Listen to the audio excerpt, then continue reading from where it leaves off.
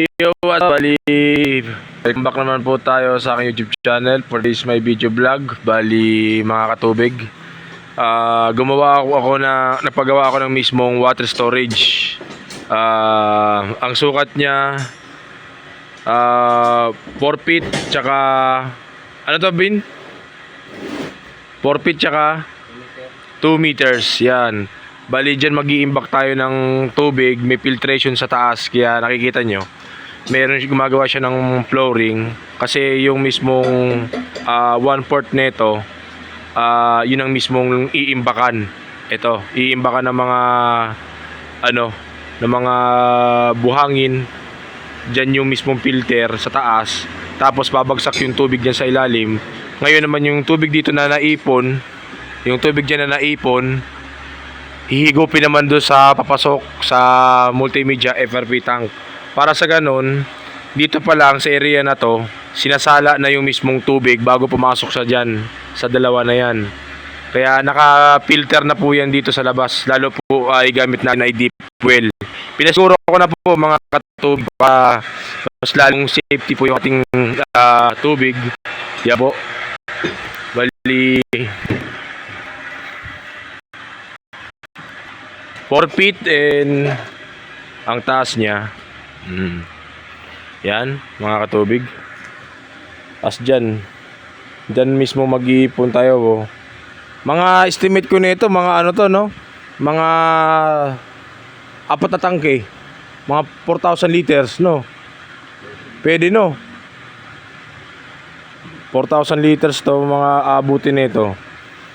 Kaya kung sakaling may mga masamang kalamidad, edi naka-imbak na kayo dyan ng tubig. Tapos may generator na lang kayo, edi wala na kayong problema sa tubig. Kasi naka-imbak na dyan, meron na kayo paghihigupan.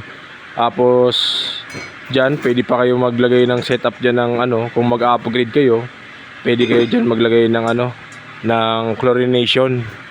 Yan mga katubig.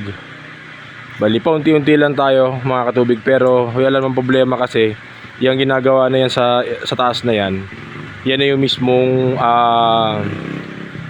filtration na.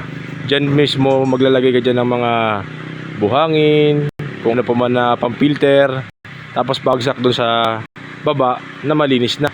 Kaya konti na lang yung mismong papasok dyan sa dalawang multimedia na dumi. Kaya hindi ka na mabubugbog kakabakwash ng backwash pa dyan. Konting backwash na lang kasi dito pa lang yung mismo, dyan pa lang mismo, natatrap na yung mismong dumi dito. Plus nasasala na siya dito. As nahihigop na yun dyan, papasok yung mismo sa loob ng refilling station sa raw tank. Kaya yung mga filter natin ay hindi siya masyadong mabubugbog. At hindi tayo masyadong magagrabe sa maintenance natin. Kaya sa mga katubig natin dyan, lalo na may mga deep well, yan, bali binigay ko lang po sa inyo itong idea na to para mayroon kayong idea lamang, lalo na sa mga deep well ang ginagamit natin sa mga refilling station. Yan po setup ng po natin. Bali i-update ko na lang po kayo pag paano naman yung paglalagay ng mga tubo sa piping niya at pagsisetup. Hindi pa yan tapos Hindi pa yan tapos mga katubig. Kasi makikita nyo yan, meron pa yan mismong pataas. Diyan yung mismong meron dyan filtration pa dyan na gagawin ng installer ko na ginawa niya. Kaya yan po. As dyan po mahuhulog ang tubig dito. Dyan po mahuhulog ang tubig na mag-i-imbak na dyan sa loob na yan. Dyan na mag-i-imbak sa loob. Dyan na mag-i-imbak sa loob na yan ng mga katubig. I-update ko na lang sa kayo sa sunod kong video.